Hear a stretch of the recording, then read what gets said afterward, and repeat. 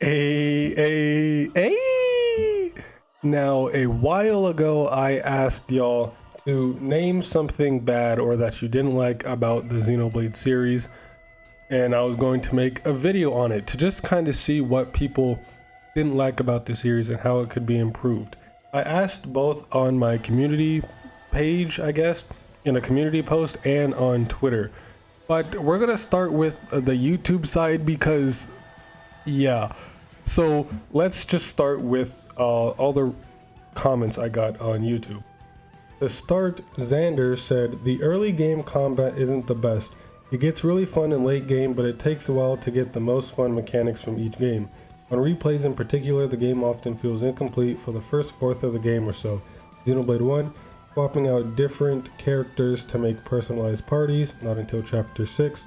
While chain attacks are early in, it takes a while till you can extend them reasonable amount of time, I'm pretty sure he meant. Xenoblade 2 chain attacks, you don't get till chapter 3. Arts canceling, probably in 3 or 4. Now before I keep going, art canceling is just an inherent mechanic of the combat. You don't unlock it like you do in Xenoblade 3. It's always there. You can, in the very first fight of the game, you can use it. It's always there, so I'm not sure what he meant there. 3 different blades per driver, chapter 4. More than 3 permanent party members, end of 4. Xenoblade 3, heroes, chapter 3. Complete chain attack abilities, end of chapter 3. Not sure what he meant there. And arts canceling, chapter 4. So, while I do agree the early game combat is kind of boring, and that's really true for most games. Early game is typically boring, but that's because we've already beaten the game before. And so we know how it is later on in the game and how diverse and expansive the combat is later on in the game, that the beginning feels kind of drab, I guess. So I think this is a mentality a lot of people have just because we already know what's to come. But like the first time playing through something, you're gonna think the early game is amazing a lot of the times until you realize it wasn't that great. But I also understand that it was kind of made to be boring, not really made to be boring, but you know, whenever you play a game for the first time, it's your first time, and assuming you know nothing about it, you learn along the way. So for a lot of games, especially RPGs, they kind of have to make the beginning of the game easy and kind of boring so you can have time to get a grasp on the combat and just understand the mechanics of the game and everything. So I guess this is just a way to help players understand the game and get people into the game, because if we were able to do everything off rip from the beginning, it would turn a lot of people away because they would think it's too complex and too complicated. They wouldn't understand it. So you kind of have to ease the player into it. So I guess that's a reason why it feels the early game is so boring, I guess. Next we have Bad Latency, who said, decreasing amount of dialogue choices. In 1, a lot of heart-to-hearts had dialogue choices which changed what conversation and lore you were getting depending on your choices. On X, as much as I am not a big fan due to it being the least complete Xeno game of all time, as it functionally 1/3 of the intended game, it had a ton of dialogue choices that impacted conversations. In 2, there were fewer of these, but still a lot, and some quests that also had solid choices that affected the quest. In 3, this was basically non-existent, though there were a few conversations in Future Redeemed I believe were different based on dialogue choice. It might as well have been non-existent though. While this is laid up somewhat in variety of quests due to blades and heroes, the decreasing of branching dialogue brings down the RPG experience. This is my biggest complaint for the overall series. Now, yeah, this is true. The heart-to-heart like dialogue options did decrease as the games went on. I think it's because the games just got more complex and there was more factors that maybe having multiple dialogue choices wouldn't really make sense. I'm not sure. This one is hard to explain as to why there are fewer and fewer, because like for Xenoblade 1, the heart-to-hearts are against or with the Xenoblade 1 party. They're all within the party. Same with Future Connected. They're all like between the party. So it's easier to have multiple branching conversations.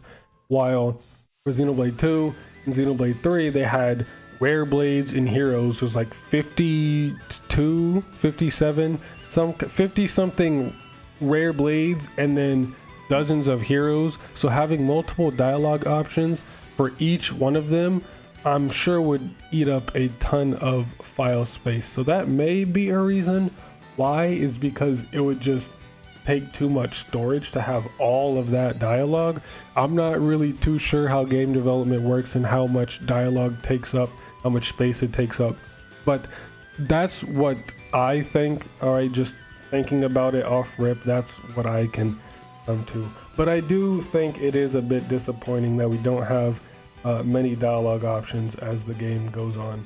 Next we have Kialon. Sorry if I mispronounced your name, but they said Morag being the only character from the first 2 games to have no real descendants or references to her in 3 is a crime. Now, I never really thought about this, but they're kind of right. Everyone in Xenoblade 1 all have some kind of reference or descendant. You know, I mean, Shulk's in the game, Nicole is his child, Mellie's also in the game, Sharla, Panacea is most likely Charlotte and Ryan's kid if everything is correct. So there, that covers Ryan and Sharla. Ricky, I mean, Riku is Kino's son, I think, if I remember correctly, and Kino is Ricky's son, so that makes Ricky Riku's grandpawn. I don't know. It's confusing. I don't remember. But, and then Dunban. Does Dunban have, well, I mean, I guess he kind of influenced Shulk since they kind of have a similar design, and Monado Buster in Future Redeemed is basically just Blossom Dance. So there's that. And then Fiora, you know, Nicole and Shulk, or Shulk and Fiora made Nicole, so that's the whole Xenoblade 1 party. Xenoblade 2, Rex is literally in the game, and then Glimmer is his Empyra's kid. Still nothing about Mithra, which is confusing. No, Dirk is not Mithra's child. I don't care. That is so old and stupid. Nia also literally in the game, and Mio being her daughter, allegedly. Zeke, I mean, Linka is most likely Zeke and Pandy's kid. Tora, this one's kind of tough since Tora doesn't really have anything. I mean, Poppy's in the game at the end, and he also helped build Origin since he's literally in the cutscene right there. You can see him standing next to Nia. So Tora's a little hard, and then Ino was made by Susu. I don't think it's the same Susu from Xenoblade 2. I think it's a different Napon named Susu, but we can obviously see the like Napon inspiration. She's a lot like Poppy Cutie Pie. But so even though Tora's a little out there, it's kind of hard to tell what his thing is. I'm pretty sure it'd just be Poppy and Origin. But Morag, yeah, doesn't really have anything. I mean, I guess a stretch is that Senna, because Senna has a lot of resemblance to Brigid, and Brigid is Morag's blade. And I mean, Brigid and Morag having Senna, like, let's be real, that's not possible. No, that's not gonna happen. So yeah, there's nothing really there for Morag, which is kind of, like he said, criminal, because Morag is such an amazing character. So unless I'm missing something, I don't think there really is any reference to Morag in Xenoblade 3 or Future Redeemed. Next we have Dai Goagiar, I think that's how you pronounce it. They say the Happy New Year's achievement in Xenoblade 1. Not as simple as skipping the sunrise. You have to skip to 11 p.m. and wait for midnight to then skip to the hour before sunrise, if I remember correctly. Yeah, the requirement for that is kind of weird, and it's a bit tedious and frustrating. because you can't just skip to midnight and then it counts as a new day. You have to go to an hour before, wait out that entire hour for it to hit midnight, and then do the whole thing again. So it's just kind of a huge waste of time. And I also understand, I don't think they, you know, expected us to cheese this, but even still, it's kind of weird how they coded it to be that way. Now the homie JB, which you should totally go check out his recent Xenoblade X video, by the way, he said, Capricorn mid. I like your attitude. Now this one is by Fourth Strongest, and it's a pretty big one, so I hope y'all got some snacks. They say, the vision mechanic in Xenoblade 1 is a really neat idea, and while it maybe hasn't aged the best, it's really not that bad. However, those moments where you're just locked in a long cycle of changing visions and feeling like you have no control and are just wasting time. If not getting a headache is genuinely awful. Now, we can nitpick a lot of these games and complain hard about mechanics that really aren't actually that bad and more just need some tuning. But this example is a borderline bug in the system that only makes for a negative experience unless you love getting free tension and don't mind not playing the game for a handful of seconds to maybe almost a minute to get it. Now, yeah, the vision system in Xenoblade 1 is kind of weird. One thing I don't like about the vision thing, which I don't think is mentioned here, is that the music change, it changes the song to the vision music, which, I mean, I kind of can't really be complaining since I also said that I like the Xenoblade 3 chain attack music, which also just overrides whatever song's playing minus the final boss fight. But see, with the Xenoblade 3 one, I'm fine with that because I actually genuinely like the song. The vision music in Xenoblade 1 is kind of just boring and lame, so it's kind of frustrating when it just overrides the music. And even after the vision is over, it doesn't go back to the song that was playing, it just keeps the vision music. So yeah, visions in Xenoblade 1 is a cool idea, but it is pretty irritating. Now, they here listed 4 more points, which I'm going to cover. Obviously, I'm going to cover all of them, but I'll talk about the point after I'm done reading it. Instead of reading all 4 and then going over them, I'm just, after I read a certain point, I'm going to talk about it and then go through. So that way it'll be easier to digest this whole thing. But starting, as for the series overall, some bad things may include, number 1, the game's getting stale sometimes. This isn't always the case and can definitely vary, but especially in replays, I feel the main combat and loop of it always can really drag on, especially once you know what you're doing and are barred behind just not having the skills you need. This isn't exclusive to not getting a chain attack early in Xenoblade 2. This is a bigger issue than that. Now, although yes, I understand this, to be fair, I mean, you know, we're replaying the game and we already know everything. So this is a big reason why I play on New Game Plus a lot of the time, is that I'll already have everything unlocked. And this kind of ties into the first comment that I went over about the combat feeling really boring at the beginning of the game. You know, New Game Plus, you already have everything you had in your previous file and you get to run through the game again. So I have a lot of fun playing New Game Plus, but if I were to just do a fresh raw file, it would be kind of boring and I wouldn't have too much fun with it. So this kind of ties in, like I said at the beginning, even though yeah, it does feel kind of boring, especially in replays. You know, games are made for people who are playing it the first time.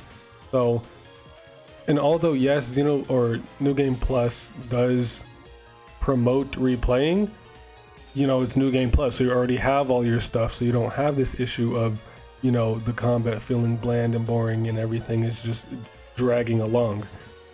So I guess that's why New Game Plus is like a thing in general, is to prevent that from happening. Is like the whole point of New Game Plus and just like gaming in general. I'm not sure, never really thought about it till now, but this just kind of ties into what I said at the beginning. Second point, Paired with the gameplay maybe getting stale, not much else to do in the games outside of combat. Looking around is great and exploring is fun, but it's still just navigating. Platforming can help a lot. Fishing minigames are always fun too. Salvaging could have been great if maybe were incentivized to do it a bit more, or if the controls were a little more involved. This one is tough since clearly they don't want to waste your time with bullshit at the same time. Sometimes bullshit allows for breathing room, which, yeah, outside of combat and exploring, there's not really much to do. Sure, there's quests, and Xenoblade 2 and 3 kind of helped out with this a little with the DLC, with like the Land of Challenge and all that. So I think Xenoblade 3 did a better job with it, although I like Xenoblade 2's Land of Challenge a lot. I think Xenoblade 3 handled that a bit better because not only did we get the time-based challenges like we did in Xenoblade 2, we also have Arc Sage Gauntlet, which is very fun, by the way. It's basically just a roguelike, so that's just an extra like add-on to the Land of Challenge we already had. So I do understand, and I kind of agree that there isn't really much to do outside of just combat and fighting and doing super bosses and whatever, especially if you didn't get the DLC. So there's not really much to do after you beat all the super bosses. If you don't want to do the quests and whatever, I guess you can min-max and fill out the map and do whatever. But yeah, it's just a bunch of just running around and exploring. So adding like different little mini games or all this other type of stuff would be helpful. Xenoblade 2 kind of did that with Tiger, but we know the reputation that has. So I feel like they could have added more into the world. For 3, no main music theme for the series as a whole. Yeah, while this isn't really a big, like, this is kind of seems more like a first world problem to some people. I agree. Having a main theme for the whole series would be cool because, Mario, Legend of Zelda, Dragon Quest, they all have like their main theme that represents the whole series. Pokemon, Fire Emblem, like they all have it. Xenoblade doesn't, which I mean, I guess kind of makes sense since it is such a small and niche series. I don't think that has anything to do with it, but mind you, all the other games that I listed, like Mario, Zelda, Pokemon, Dragon Quest, Fire Emblem, they all have dozens of games, and Xenoblade only really has 4. So maybe the size of it is something to do with it. I don't think any of this has anything to do with it. Or you can still make a main theme for the series, but all the games are so different and have their own themes and what they want, like messages and themes and stories they want to tell, that it would make more sense to just each game have their own individual themes to like music themes to go along with the story of the game. But although it would be cool to have like a main theme for the series, I think it's better off that they each have their own individual ones. And then lastly, 4, the big animated intros to Kingdom Hearts are fun for first time plays and coming back later to appreciate with full context. They don't need something like this, but it could be fun. TLDR, it's just bad things about the games and more what they may be lacking. Overall, even the bad things in the games are still pretty alright and situationally bad, especially if looking at the whole series. Now this whole Kingdom Hearts one, I don't really have too much to say on because I'm not a fan of Kingdom Hearts. I know almost nothing about it, so I don't really know anything about the intros. I'm guessing maybe it could be like Drakengard 3, which even less of you would know about, but it has like this very, very deceptively high quality, like not anime, but just like very high quality intro. And then the game looks absolutely nothing like it. So I guess that may be what they're talking about, just like these big high quality like intros. And then the game looks different because Xenoblade, although they do have very, very nice intros, I mean, it keeps the same art style as the game. So I understand this, and it's kind of hard to explain, but like the art style in Xenoblade 3 and like just all the Xenoblade games and just walking around and whatever, just like the art style of the game is the art style they use for the cutscenes. So I'm pretty sure here they're talking about like the cutscenes looking different from the actual, which I think is pretty cool. Here, a longtime viewer of mine, Faded Fiction, says, honestly, no matter what I did, I couldn't get myself to complete Xenoblade 1 after playing 2 first. I'll eventually get myself to do it, but I really think the early game plot isn't all that interesting, while Xenoblade 2 early plot is what had me hooked. Now, I could kind of agree with this since I also started with Xenoblade 2. Going back and playing Xenoblade 1 after 2 was kind of weird, and I felt myself less engaged in 1 than I was in 2. Maybe because just I'm used to the Xenoblade 2 story. I mean, the gameplay has a lot to do with it because just the gameplay in Xenoblade 2 is objectively more complex and quote-unquote better than Xenoblade 1. The Xenoblade 1 combat just feels kind of slow and not much to do compared to like all of the different things you can do in 2 with all the customization for Xenoblade 2. So this kind of makes sense. I can't even blame them for this because it makes sense. I'm sure for people who played Xenoblade 3 for the first time may have felt it hard to go and play Xenoblade 1. Xenoblade 1 is a great game, but I feel like at least for the combat, it doesn't really hold up to the rest of the series. Although Xenoblade X combat is very similar to Xenoblade 1, there's a lot more that you can do with, overdrive, different colored arts, being able to switch between long and short range weapons, skells. So Xenoblade 1 is like the most basic combat in the series, which, I mean, it's the first game, so that kind of makes sense. But I feel like there's such a drastic difference between the combat in 1 and the rest of the series that it's very noticeable, and sometimes it's hard to play through the game. And not even talking about combat, just the story. I mean, early in the game, the motive and everything, the whole story is set in motion. Colony 9 gets attacked and Shulk is on a mission to destroy Mechon. But there's not really too many big moments that happen between Fiora dying and say like stuff in Alchemoth, I guess. Even then, although those are big plot points, nothing like huge really pops off until like Prison Island. So that's like a good third of the game where nothing like really big happens. So I can kind of understand why some people would think it's boring or hard to get through. Next, Nurax says, chain attacks in Xenoblade 1 being at the mercy of affinity and luck.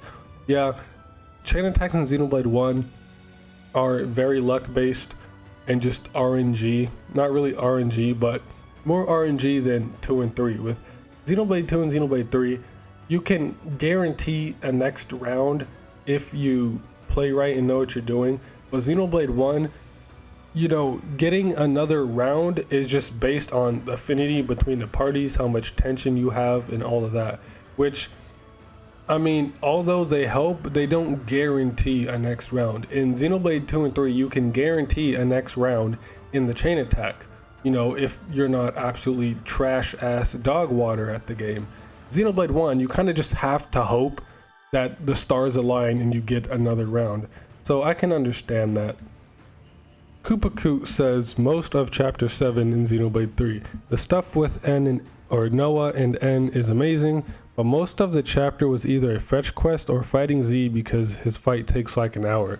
Yeah, a lot of RPGs suffer from that, where like the late game, near the end of the game, there's like this one big fetch quest to get all these materials that you need to make it to the final area and beat the final boss, which, although isn't really an issue, I don't have an issue with that unless I'm like replaying for the 30th time, or if you're doing like a speed run or a challenge run, then it gets kind of tedious. But yeah, also the Z fight, the final boss fight in Xenoblade 3 has like 15 phases for no reason. All right, it's so long, and it wouldn't be an issue if the goddamn cutscenes in between each phase were skippable, which they're not for some reason. Especially when we're in the amphitheater, when we break his shield and he flies up to regain his shield and flies back to the stage. Why is that not skippable? Why do we have to watch that every single time? It takes so long. And then the cutscenes too, like in between the chain attacks, on the stage, we have to watch the big screen with the little flashbacks for each character. That's also not skippable, which eats up a lot of time. And even if you make it to the second phase outside of Origin and you die, you have to go through the entire fight all over again from the beginning in the amphitheater and watch through all those cutscenes again. This one is valid. I don't understand why the fight is like that, especially if you're playing on hard mode, because not only that, but just hard mode in general just beefs up the health bars of enemies. So it's going to take a while to beat Z, and if you die, you got to do it all over again. So it has so many phases that are just unnecessary, but it would just be a lot easier if you let us skip the cutscenes. That's all I'm asking for. Just let us skip the cutscenes and we'll be fine. Goddamn. Next, we have one by Kooks or Cucks. I'm not really too sure how to pronounce that. But after reading this comment, I think it might be the latter. They said, Morag is so mid and everyone acts like she isn't. And I'm sorry to break it to you, but she just isn't. And then the next person, Shiasaya, something like that, says Rex's character design. Also, no, this is objectively wrong. Tyrex says black liver beans. Michael Steele says Dahlia, and I guess the whole ice element kind of stinking in Xenoblade 2. Well, for Dahlia, I'm assuming they're talking about her design, which, I mean, yeah, what the hell is this?